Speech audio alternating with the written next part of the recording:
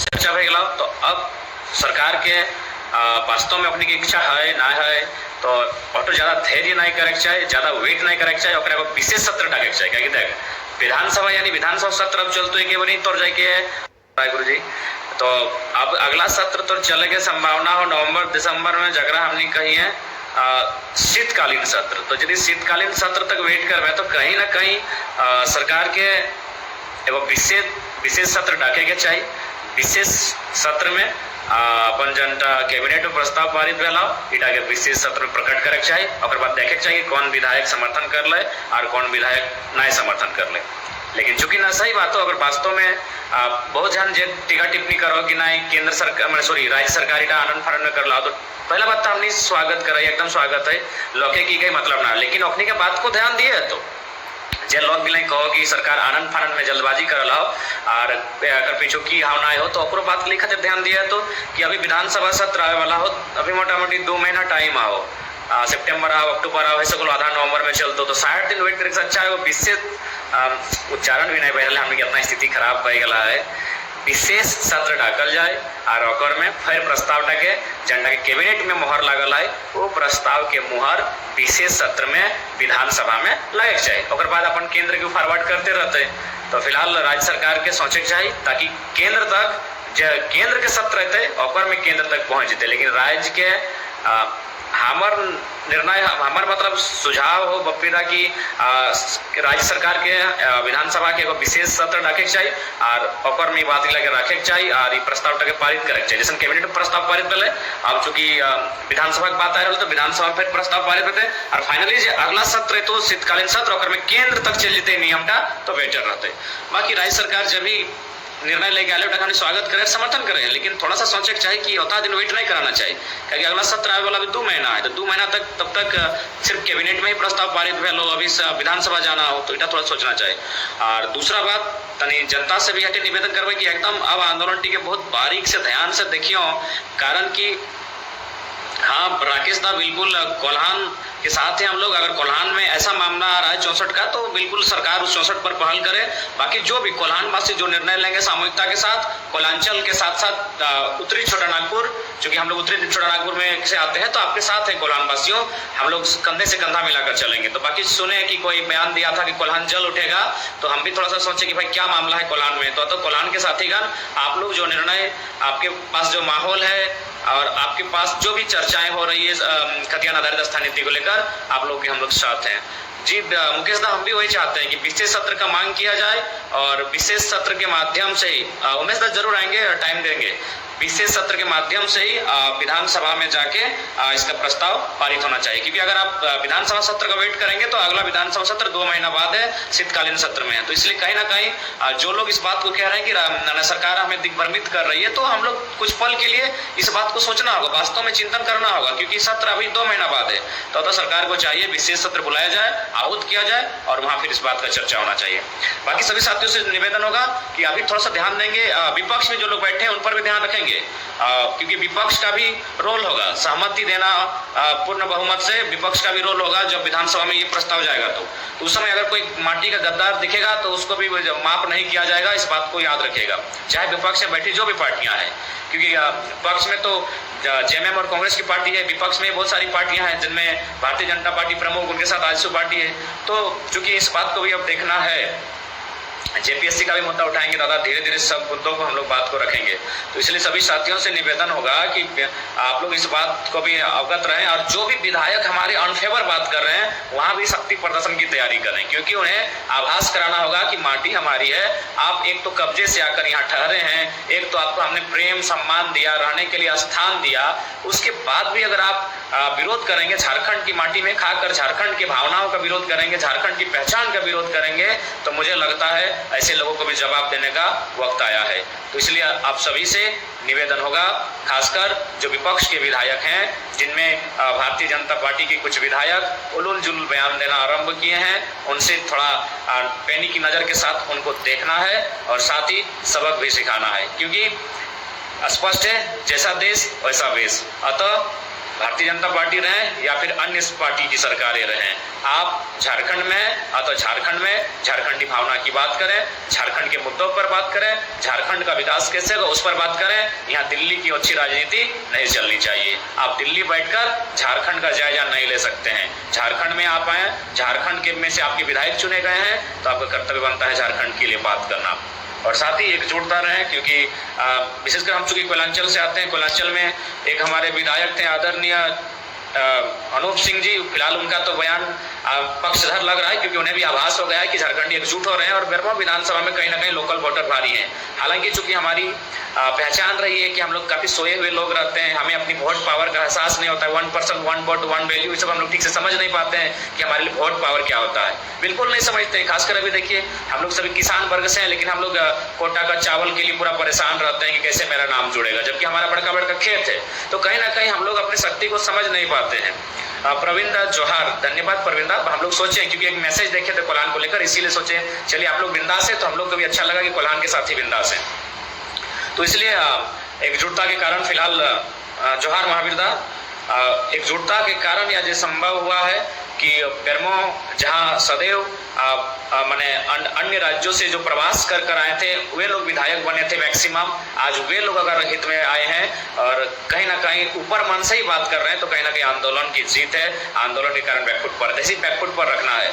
थोड़ा सा बोकारो विधानसभा के साथ ही अपने माननीय बिरंची साहब का ध्यान रखिएगा, क्योंकि सुने ढहरे कैरम बेड़ा दिन शख्स भेटाया था, लेकिन पीछे से कल्टी मार के निकल गया। उसका थोड़ा सा मैंने कलेजा भी नहीं हुआ और नैतिकता भी नहीं कि थोड़ा सा आगे आकर भीड़ को, जो हमारे लोग थे उनको कर्म पर बधाई दे देते हैं। सुने वो आया था, पीछे से कल्टी मार कर निकल गया। तो इसीलिए बोकारो के साथ ही थोड़ा सा बिरंची को ध्यान में रखेंगे और हम लोग कोशिश करेंगे इधर बक्सर वाला चश्मल्लू को ध्यान रखेंगे, जो बोलता है कि कौन है निर्मल।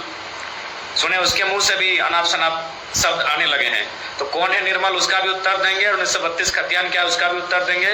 बाकी जितने भी साथी हैं, राज सिन्हा, मैंने बार बार नाम कह लें तो बोल ही रहते हैं, राज सिन्हा साहब, साहब ही कहेंगे भाई, कहाँ से आके झारखंड में बाबू बन गए, तो उनको साहब कहना ही ठीक रहेगा ना। साहब है, हम लोग तो भाई गुलाम लोग हैं, तभी तो हमारे ऊपर सर पे चढ़कर हमारे वोट से जीतते हैं, हमारी माटी में खाते हैं, पहनते हैं, पैसा कमाते हैं और फिर हमारा ही विरोध करते हैं, तो साहब कहेंगे उनको।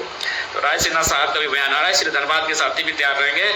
हमें इन्हें अब सबक सिखाने की आवश्यकता होगी कि भैया आप यहाँ रहते हैं, अच्छी बातें खाते हैं, अच्छी बातें कमाते हैं, अच्छी बात, अरे आपको विधायक बना दिए, कम से कम अब तो यहाँ के लोगों के पक्ष में बात कीजिए।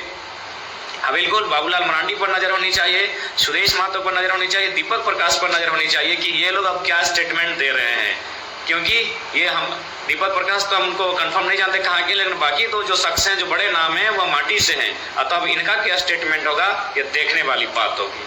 और कहीं ना कहीं, और हाँ, झरिया वाली चूंकि एक स्त्री है, स्त्री का मैंने सम्मान किया है सदैव, हालांकि लॉजिकली उनको भी कहना चाहेंगे कि मैडम ये माटी ने आपको जब चुना है, विशेषकर लोकल्स वोटर सभी मैडम को ही गया था, पूर्णिमा निरंजन मैडम को ही सारा वोट गया था लोकल्स का। अतः उनको भी सोचना चाहिए, आप पढ़ी लिखी एक शिक्षिका हैं, अतः आप भी जानते हैं कि जिस लोगों की आप वकालत कर रहे हैं वो लोग 2 राज्यों में हैं, 2 राज्यों में वे लोग माने उनकी पहचान है, तो इसलिए आपसे निवेदन होगा कृपया ऐसे लोगों की वकालत ना करें। बाकी वे लोगों के लिए अगर आप नियोजन रोजी रोजगार की बात करते हैं, उनके व्यवसाय की बात करते हैं, उनके लिए अच्छी पानी की बात करते हैं, तो वो एक अलग मसला है।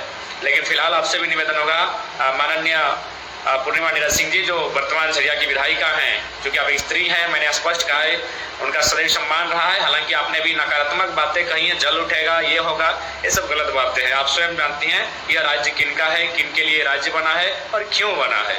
इसलिए आपसे विनम्र प्रार्थना होगी, आप एक पढ़ी लिखी महिला हैं, थोड़ा सा समझिए, 2 वोटर कार्ड वालों का समर्थन ना करें। बाकी उनके लिए आपको सोचना है तो उनके लिए आप 10% जो बनेगा उस पर सोचें। उनके लिए आप कुछ अपने स्पेशल पैकेज से कुछ करते हैं, अपने 100 राशि से, निजी राशि से, तो वो अलग मसला है। लेकिन आप अगर झारखंड में रहकर, झारखंड की माटी में विधायक बनकर अगर यहाँ की अस्मिता पहचान के विरोध करती है तो दुर्भाग्य का विषय है, क्योंकि आप स्वयं एक पढ़ी लिखी महिला हैं। बाकी निशिकांत बाबा जी का भी देख रहे हैं बयान। पहला बात तो निशिकांत दुबे जी का हम सम्मान इसलिए करते हैं क्योंकि एज ए सांसद, क्योंकि हमने स्पष्ट कहा हम लोग नीति का विरोधी होते हैं, व्यक्ति का नहीं। और कहीं ना कहीं एज ए सांसद उन्होंने अच्छा कार्य किया है। लेकिन यदि वो झारखंड के मुद्दों पर अगर इस तरह की नकारात्मक बातें करते हैं तो माननीय आपसे यही कहेंगे, और हम आपसे क्या कहेंगे, आपने खुद अपना पोस्ट किया है कि भागलपुर आप वोट डालने गए थे, तो सोचिए कि आप हैं स्वयं भागलपुर के, यानी बिहार मूल के हैं, और आपको झारखंड से सांसद बनने का अवसर मिला है। तो कहीं ना कहीं इन सब चीज़ों को सोचिए और आप झारखंड के हित में बात कीजिए। झारखंड से आप सांसद बने हैं और झारखंड का हित तभी होगा जब यहाँ के लोगों को बाहरी अतिक्रमण से सुरक्षा। Pursue job-ready MBA from top colleges with 6 months internship. Experienced fresher from Sunstone.